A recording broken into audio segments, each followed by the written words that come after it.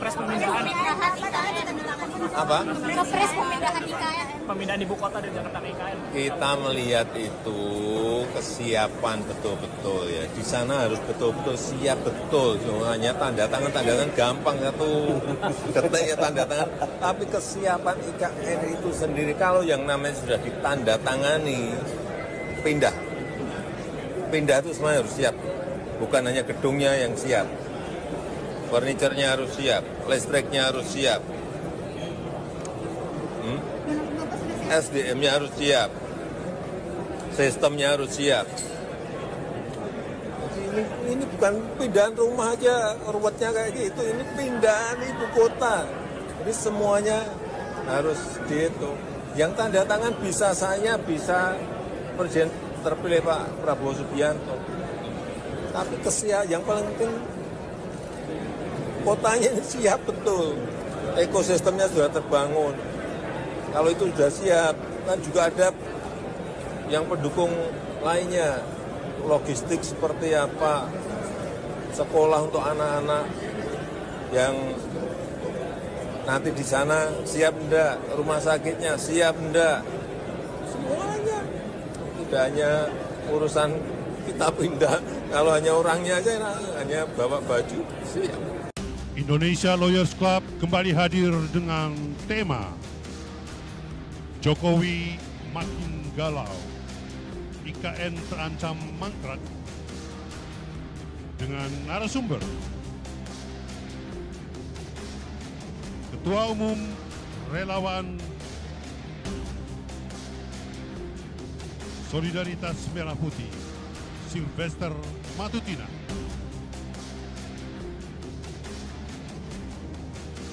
Sekjen Partai Garda Republik, Iksan Jauhari. Wakil Ketua Umum Jokowi Mania Andi Aswar. Pengamat politik Henry Satrio. Pakar Hukum Tata Negara Refli Harun. Kritikus politik Faisal Assegaf. Hadirin pemirsa, kita sambut Presiden Indonesia Lawyers Club, Karni Ilyas.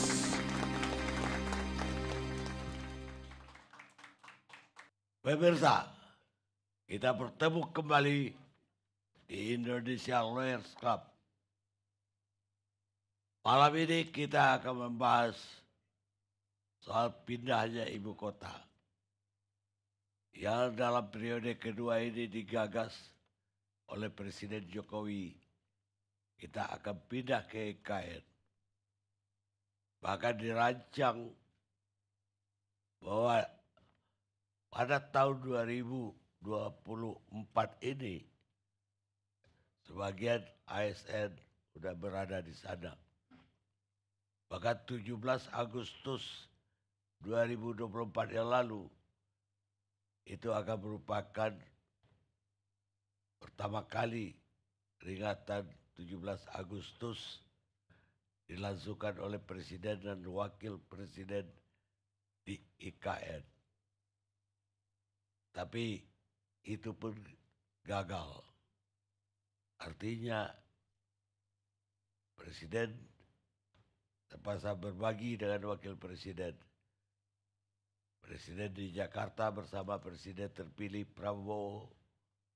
Sementara Wakil Presiden merayakan ulang tahun atau terbalik.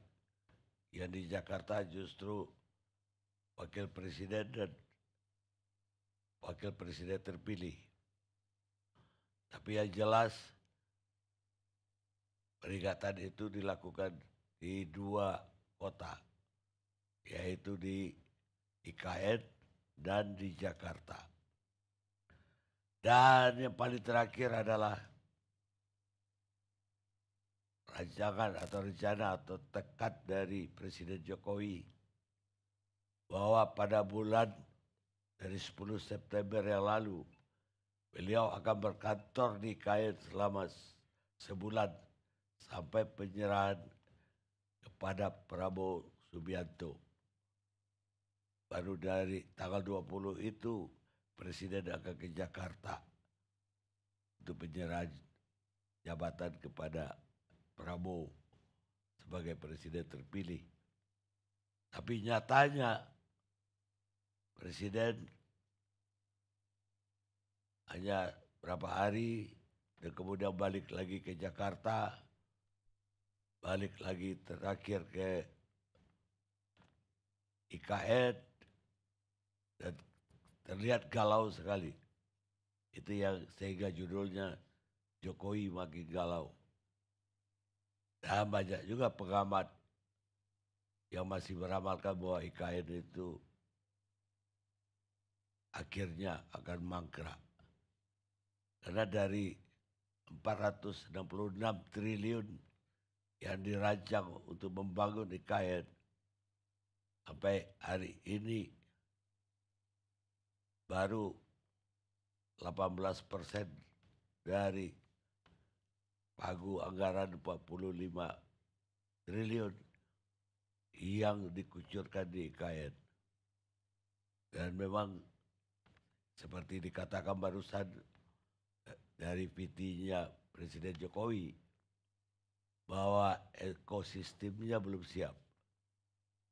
Rumah sakit, kemudian rumah pendidikan atau sekolah itu belum siap. Apalagi ekosistem. Dan itu kayaknya masih jauh. Dan karena itu malam ini kita akan menguji apa benar IKN terancam mangkrak. Bicara soal IKN ini, ya sebenarnya ini kan sudah tidak bisa mundur lagi, Bang. Ini sudah jadi undang-undang, ya. Dan terlepas dari perdebatan yang ada, kita, ya kami ya, saya khususnya ingin mengapresiasi keberanian Jokowi. Karena pindahnya ibu kota ini sebenarnya bukan cita-cita Jokowi, tapi cita-cita dari sejak Presiden pertama Republik Indonesia. Soekarno itu bahkan pada tahun 1957 bulan April itu sudah mempersiapkan ibu kota baru di Palangkaraya di Kalimantan Tengah. Dan bisa dilihat fakta-faktanya hari ini di sana. Kemudian Soeharto juga tahun 1990-an juga mempersiapkan hal yang sama di Jonggol. Kemudian terkena dinamika ekonomi, politik dan sebagainya, akhirnya tidak jadi. Bahkan Bang Faisal dan para senior, Presiden SBY pun itu sudah mempersiapkan akan memisahkan pusat pemerintahan dan pusat ekonomi. Nah cuman pada saat itu belum terjadi dan Joko Widodo lah ya presiden yang berani mewujudkan itu. Ya pada tahap bulan April 2019 Bang Silver, Joko Widodo memasukkan ini dalam RPJMN 2020-2024. Kemudian dibahas sedemikian rupa, keluarlah Undang-Undang nomor 3 tahun 2022. Artinya ya keberanian ini ya juga harus kita apresiasi. Karena ini bukan hanya untuk sekedar legasi Jokowi. Tapi ini adalah untuk kebaikan bangsa kita saat itu. Ya sudah jadi tren umum lah, semua udah tahu.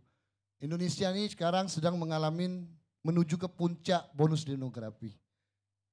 Di mana usia produktif itu sangat luar biasa. Kalau ini tidak disambut dengan persiapan kita, maka kita akan terjebak selamanya dalam middle income trap. Oleh karena itu butuh terobosan-terobosan yang memang bisa membuat Indonesia akan lebih kuat lagi. Tadi Bang senior saya, Bang Silver sudah mengatakan secara teknis detail sekali. Jumlah pegawainya tahu, bahkan air mineral aja Bang Silver tahu. Artinya itu proyek gak main-main Bang. Ya, itu sangat serius. Gitu. Nah tinggal bagaimana kita mengawasi agar proses pembangunan, prosesnya ini on the right track. Setuju dengan apa yang dikatakan Bang Faisal, ini prosesnya harus transparan. Harus sesuai dengan ide awalnya. Smart city, kota yang sangat ramah lingkungan. Ini kan mirip-mirip dengan sebenarnya Bang, ya kalau saya lihat ya. Di negara luar itu ini nih mirip-mirip dengan Mesir. Ya. Karena Mesir dari sekarang di Kairo, ibu kotanya itu akan dipindahkan sampai sekarang masih proses ke New Admiral Capital namanya. Jadi membentuk negara atau membentuk kota baru. Sama persis kayak kita, IKN. Bukan seperti di Malaysia atau di lain. Dan prosesnya juga di Mesir sampai sekarang belum selesai Bang. Ya. Dan memindahkan ibu kota juga benar. Kalau kata Pak Jokowi itu ya harus semua, kalau saya ya diksi saya lebih tepatnya Bang Karni, itu lebih berhati-hati aja. Karena ya semua kebijakan begitu perpres itu ditandatanganin, itu akan ada breakdown dan konsekuensinya. Jangan sampai di bawah antar kementerian belum selesai, infrastrukturnya belum siap, ekosistemnya belum ada dan sebagainya. Ini barang sudah ditandatanganin. Akhirnya apa? Akan ada permasalahan di belakang hari. Tapi poinnya Bang Karni, ya ini adalah momentum kita bersama. Apalagi Pak Prabowo dalam sidang kabinet terbatas paripurna tanggal 12 Agustus 2024 kemarin, itu tegas menyatakan bahwa beliau akan melanjutkan pembangunan IKN. Nah bagaimana teknisnya Bang sekarang?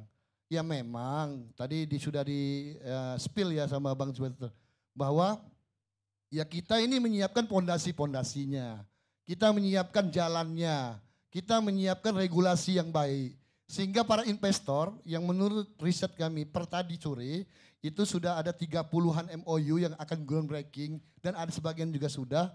Ini bisa berjalan sebagaimana mestinya.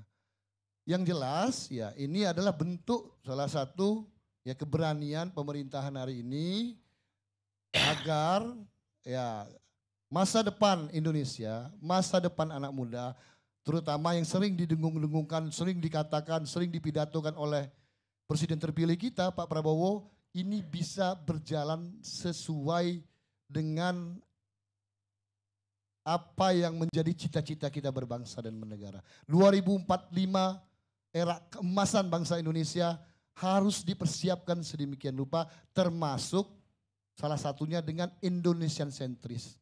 Indonesia sentris itu ya salah satu buktinya adalah IKN. Pembangunan, multiplier efeknya besar sekali Bang. Tingkat perekonomian akan naik. Ya, dengan sendirinya itu secara alami orang akan terjadi perpindahan. Kemudian juga banyak ekonominya akan meningkat di sana juga daya kreativitasnya dan lain-lain sebagainya. Kira-kira itu Bang Karni. Jadi kita harus jaga momentum ini agar jangan sampai ya momentum pindahnya IKN ini dibajak dalam tanda kutip ya oleh orang-orang yang memang tidak bertanggung jawab dan tidak ingin Indonesia maju ke depan. Demikian sementara Bang Karni. Pemirsa, politisi itu sama saja dimanapun. Mereka bisa menjanjikan akan membangun jembatan. Padahal di wilayah itu tidak ada sungai sama sekali. Nikita Khrushchev, pemimpin Uni Soviet era 60-an. Kita lihat.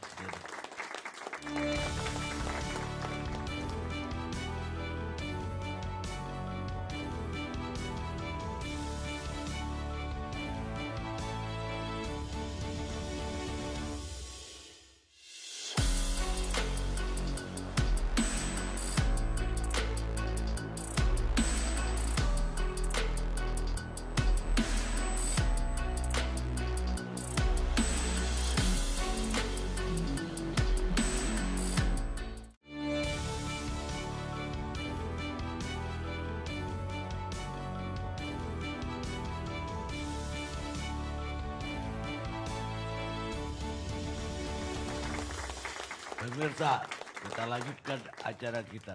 Sejak awal ketika perubahan nama Jakarta berubah nama beberapa kali.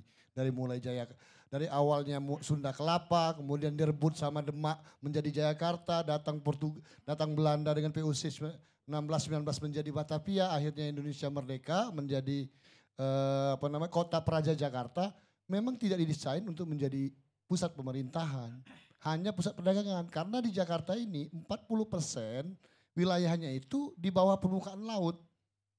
Apalagi hari ini Jakarta Utara, tadi sudah di-spill sama Bang Silvester, soal penurunan setiap tahun. Jadi memang betul-betul dari awal Jakarta bukan sebagai pusat pemerintahan. Bahkan ya Jakarta itu baru berpisah dengan Jawa Barat itu tahun 1950. Awalnya adalah bagian daripada Jawa Barat. Sebelum dilepaskan tahun 1950 menjadi pusat pemerintahan sementara. Karena pemerintahan Indonesia masih di Yogyakarta pada saat itu. Karena Jakarta sepenuhnya masih dikuasai oleh Belanda. Oleh perjanjian Linggarjati lah baru diserahkan semuanya. Saya kira itu Bang. Jadi memang dari awal skenarionya, desainnya, Jakarta ini hanya menjadi pusat perdagangan saja karena wilayahnya strategis pada saat itu untuk jual beli, lalu lintas dan sebagainya.